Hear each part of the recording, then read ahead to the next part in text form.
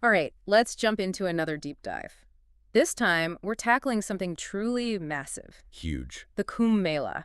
You sent over this article all about the 2025 Maha Kumbh. Happening in Prayagraj, India. Prayagraj, right. Wow. Millions of people all heading there to bathe in the rivers. That's incredible. But it's the why behind it all that I find so fascinating. You know, these mythical origins. And then the debate about how old it really is. Exactly. So much to unpack. Well, one thing that always captivates me about the Kumbh Mela is how deeply its roots run into Hindu mythology. It's all there in the article, right? Yeah, the story of the gods and demons churning the primordial ocean. Oh, yeah, the kumbh, the pot. Filled with amrita, the nectar of immortality. And, of course, chaos. They chase these drops of nectar falling to earth. Landing in 4 specific locations. And those spots, they become sacred, believed to hold special power. It's one thing to read about gods and demons but what's the deeper meaning? You're right, it's not just a cosmic game of keep away. The story, as fantastical as it is, acts as a metaphor. Oh, I see. The struggle between opposing forces, Good and evil. order, chaos. Life and death. The nectar itself, it embodies this human yearning for immortality. Yeah, makes Which is a huge theme in Hindu philosophy. And it spills onto the earth. So even in the mundane, there are places where this essence. Be accessed, yeah. So it's not just about the act of bathing. No. There's a much deeper philosophical layer. It makes you wonder, how did these specific locations get chosen? Well, the article lists them, right? Haridwar, Ujjain, Nashik, Trimbakeshwar. And of course, Prayagraj. Prayagraj for the 2025 Maha Kumbh. Each city is on the banks of a sacred river. Right. Haridwar has the Ganges. Ujjain, the Shipra. And Nashik, Trimbakeshwar is on the Godavari. But Prayagraj is considered the most sacred. Yes. Is that because it's hosting in 2025? It's part of it, but there's also a geographical reason. It's where 3 rivers meet. 3. Ganges, the Yamuna, Wow. and the mythical Saraswati. This triple confluence, known as the Triveni Sangamam, it's incredibly auspicious. I didn't realize that. The Saraswati is said to flow underground. So invisible. Invisible, but still potent in the minds of believers. Oh, that adds to the mystery. Yeah, sure. The timing of the Kumbh Mela has always intrigued me. The article mentions the Ard Kumbh every 6 years. Right, the half Kumbh. And then the full Maha Kumbh every 12. It's like the cosmos are setting the schedule. It really does. It's determined by Jupiter's position. Which takes, what, about 12 years to orbit the sun? Exactly. Yeah. But it gets even more complex than that. Oh. The positions of the sun and the moon in specific zodiac signs are factored in too. Wow. It's an intricate astrological calculation that determines when and where each Kumbh Mela takes place. I remember learning about the Kumbh Mela as a kid and being struck by those images. Millions of people gathered together. How far back does this actually go? Well, that's where the article throws us a bit of a curveball. The origins are shrouded in debate. Really? Some scholars point to ancient Hindu texts, like the Skanda Purana. The Skanda Purana. Which many believe support its ancient roots. One of the 18 major Puranas, right? Exactly. Vast collections of myths, legends. Etiologies. And within it, we find the story of the churning of the ocean and the nectar drops. So that settles it then, right? Well, not quite. Oh. Professor Girija Shankar Shastri. Who heads the astrology department at Banaras Hindu University, right? Yes. He's pointed out that modern versions of the Skanda Purana, they lack any explicit mention of the nectar drops falling in those specific locations. So it might not have always been connected to the Kumbh Mela. It raises the question, yeah. Now it feels like a historical mystery. Definitely. Ancient texts on one hand, but the story might have evolved over time. It's fascinating. And we can explore some contrasting perspectives. Okay, let's. You've got texts like the Maha Kumbh Parv, which claims references to the Kumbh Mela are in the Rig Veda, right? One of the oldest Hindu scriptures. And some scholars believe that the 8th century philosopher Adi Shankaracharya may have formalized the 4 Kumbh Mela sites as gathering places for sharing knowledge. Yes, guiding the masses. But then there's Kama McLean's work. An associate professor in Australia, right? Yes, she offers a very different perspective. Okay, what does she say? She acknowledges that Xuanzang, the Chinese Buddhist monk who traveled to India in the 7th century, documented a massive gathering in Prayagraj. So there were huge gatherings back then. Huge!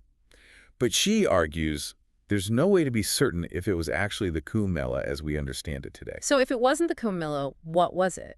McLean suggests it might have been the Maha Kumbh, The what? the Maha Kumbh, a much older bathing festival in Prayagraj during the Hindu month of Maha. And get this, her theory is that after the 1857 rebellion, Against British rule. right, local scholars might have intentionally rebranded the Maha Kumbh as the Kumbh Mela, Rebranded? Why? maybe to protect it from British interference, I see. by connecting it to the Skanda Purana and emphasizing its ancient roots, They could claim it as a core Hindu tradition. something the British would be less likely to disrupt. So it's not just gods and demons. No, It's about power dynamics and cultural preservation. exactly. The Kumbh Mela is a tapestry, woven from mythology, tradition. And maybe even a bit of strategic reinvention. That complexity is what makes studying it so compelling. Absolutely. We have these layers of history and belief intertwined. It really makes you think, how do you reconcile those different perspectives? And how has the Kumbh Mela maintained its significance? With all these ambiguities about its origins. Exactly. Before we go too far down that rabbit hole, can we step back for a second? Sure. Why are the Ganges and these riverbank gatherings so central to Hinduism in the first place? Professor D.P. Dubé, whose quote is at the end of the article, makes a crucial point. I remember that. Regardless of its exact origins, the Kumbh Mela reflects this deep reverence for the Ganges. It's not just a river. No, it's a symbol of life, purity, spiritual liberation. Taking a dip, especially during the Kumbh Mela. A way to wash away sins, accumulate spiritual merit. Connect with the divine. Exactly. So the Kumbh Mela taps into something much older. Yes. This fundamental relationship between humans and nature, these sacred rivers. But these gatherings weren't just spiritual, were they? Oh, absolutely not. They served a social function, too. Oh, interesting. Historically, these riverbank gatherings were social hubs. People would exchange knowledge? Share ideas, engage in economic activity. Like a spiritual retreat meets a marketplace. In a massive social gathering, all rolled into one. Okay, so we've got this mythical origin story that might not be totally straightforward. Right.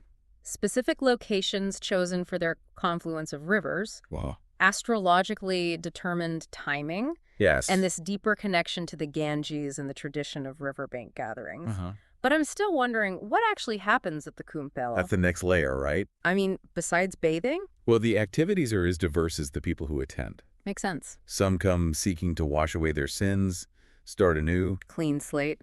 Others, known as kalpvasis, commit to an extended stay. Living on the riverbanks. Yes, dedicating themselves to intense spiritual practices, seeking enlightenment. It's like a temporary city devoted to spiritual pursuits. You're clear of that. But beyond bathing and seeking enlightenment, anything else going on? Giving alms is considered very auspicious. So, charitable acts. Yes. And historically, it was a significant marketplace. Really? Traders from all over India and beyond. A real hub of economic activity. That just adds to how multifaceted this gathering is. Absolutely. What about the sadhu akaras? Ah, yes. The article mentions them, but I'm not sure I get their role. They're organized groups of ascetics, Okay. each with their own distinct practices and beliefs. I see. And they play a prominent role in the Kumbh Mela. What do they do?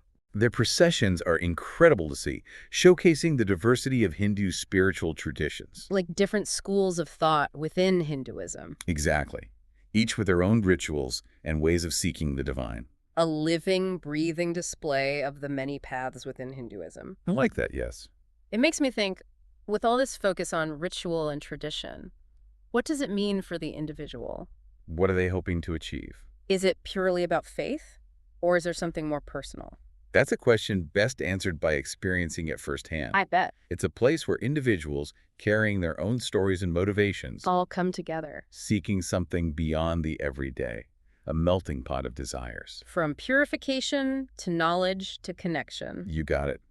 And in our next segment, we'll delve deeper into the social and cultural dimensions of the Kumbh Mela The impact on those who attend. and the challenges of managing an event of this magnitude. Can't wait. It's mind-blowing, really, to think people have been making this journey to the Kumbh Mela for centuries. Drawn by something larger than themselves. Yeah, exactly.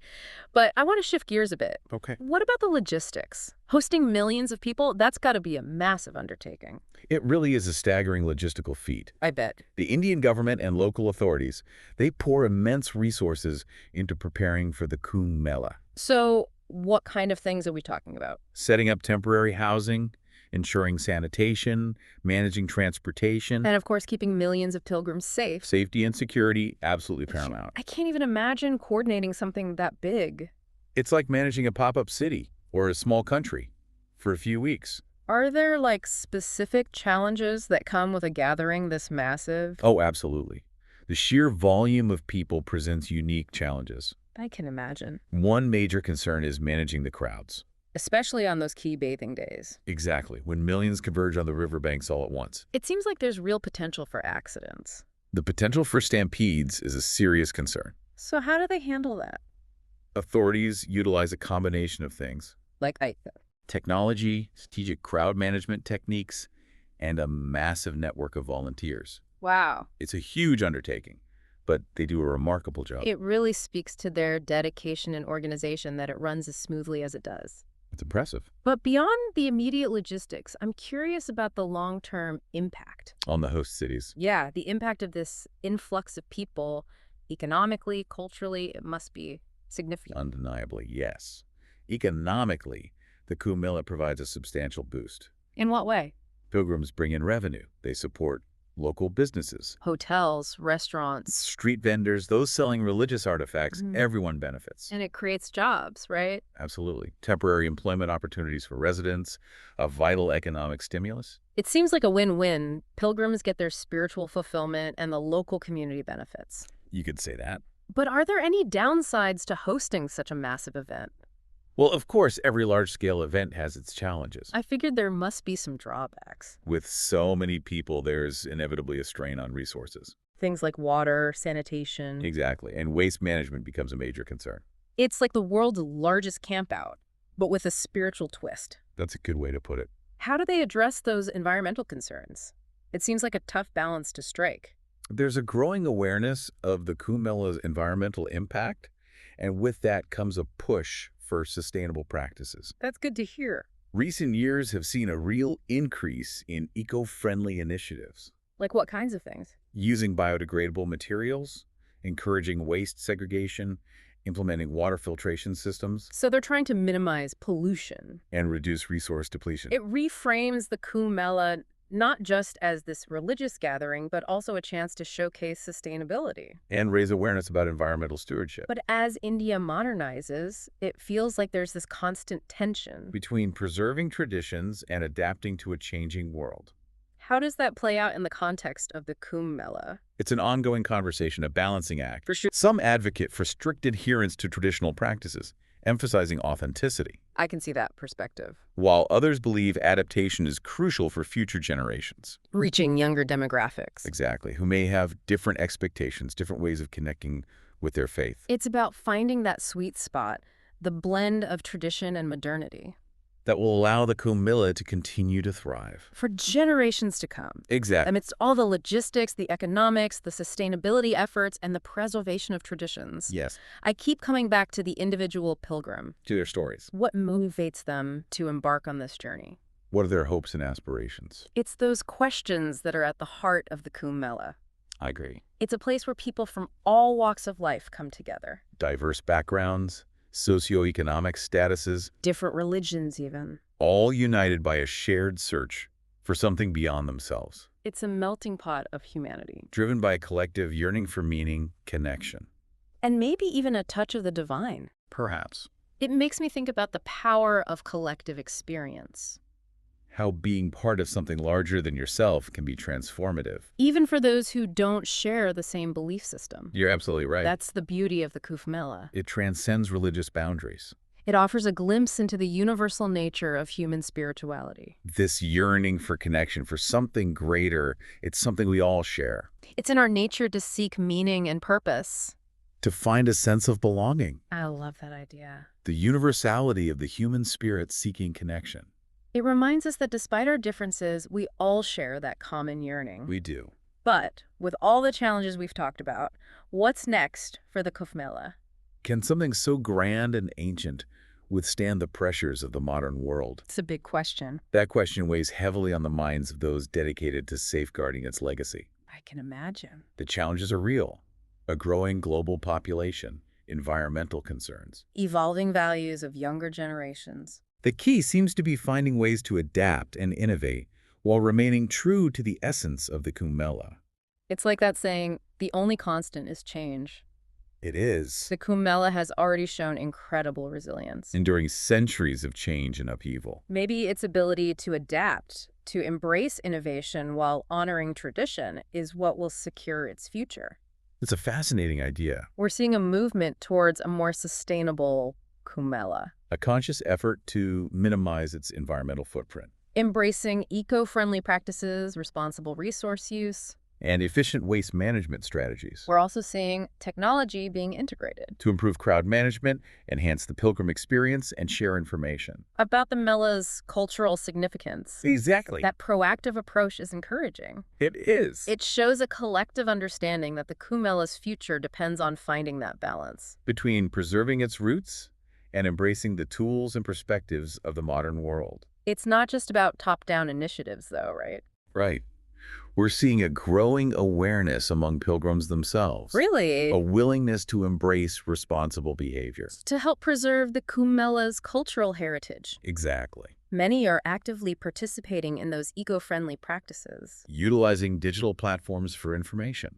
and engaging in thoughtful dialogue about the Mela's significance in the 21st century. It's encouraging to see. It really speaks to the collective spirit of the Kumbh Mela, This idea that millions are gathering not just for spiritual pursuits, but are also actively engaged in a shared purpose. to ensure this tradition thrives. It's inspiring even in the face of modern challenges, It's a testament to the collective will. of those who believe in its profound significance. Absolutely. The Kumbh Mela is more than just a spectacle. It's a living tradition, constantly We're evolving adapting to challenge it. and thriving on the collective belief of those who find meaning within its rituals. It's a testament to the power of shared faith. And the human quest for connection and transcendence.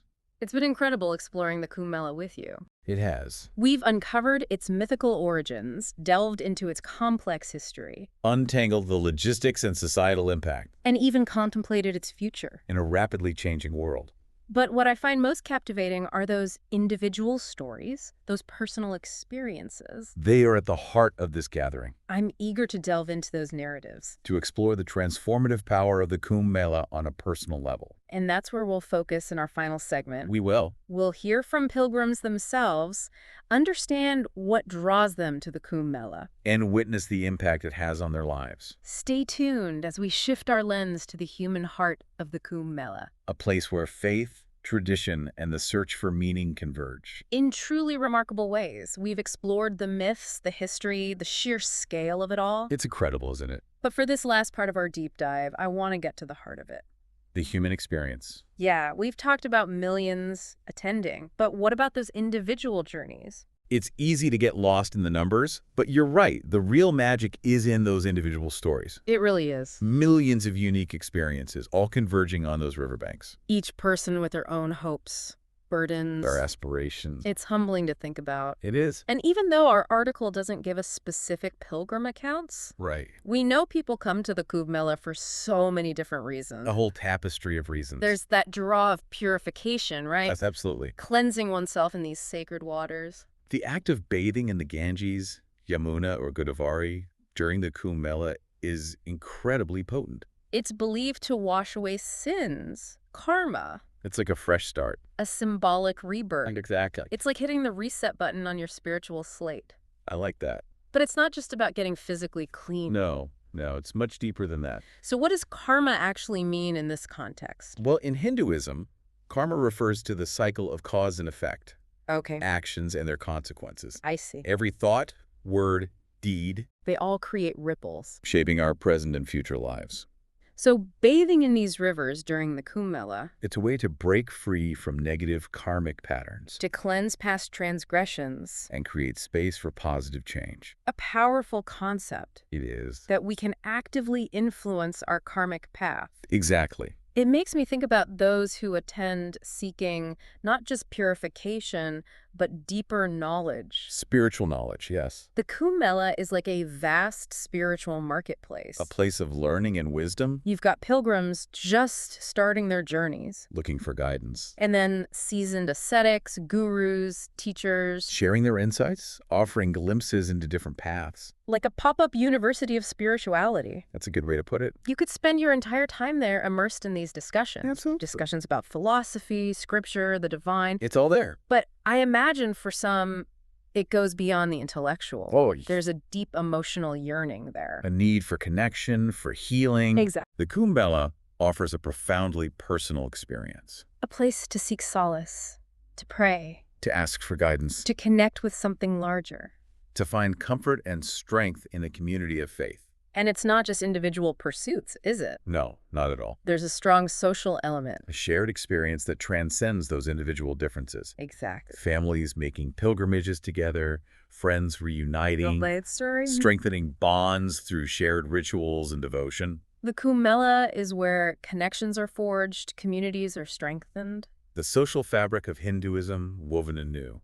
It's beautiful, really, It is. that millions come together united by this experience. Regardless of background, status, beliefs, It speaks to that universal need for belonging. for connection. That's what makes the Kumbh Mela so powerful. Such an enduring phenomenon It's a testament to the human spirit, to our capacity for faith. our yearning for something that transcends the everyday.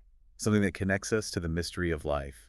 It really has been incredible exploring this with you. It has been a fascinating journey. We've uncovered the myths, the history, The complexities of its logistics, the cultural preservation, delved into what motivates individuals to participate.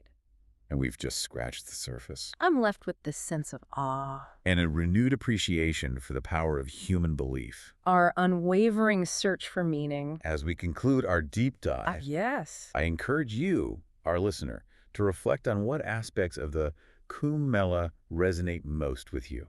What sparks your curiosity? Is it the mythical origins, the stories of the gods, and that nectar of immortality? The astrological calculations that determine its timing? Or maybe the personal stories, the faith, the And devotion, a search for something more. whatever it may be. Let it remind you of the vast tapestry of human experience. The enduring power of traditions that connect us to something larger. Beautifully said. Thank you. And with that, we'll bring this deep dive to a close. Until next time, Keep exploring keep questioning. and keep seeking those moments of wonder and connection. That reminds us what it truly means to be human.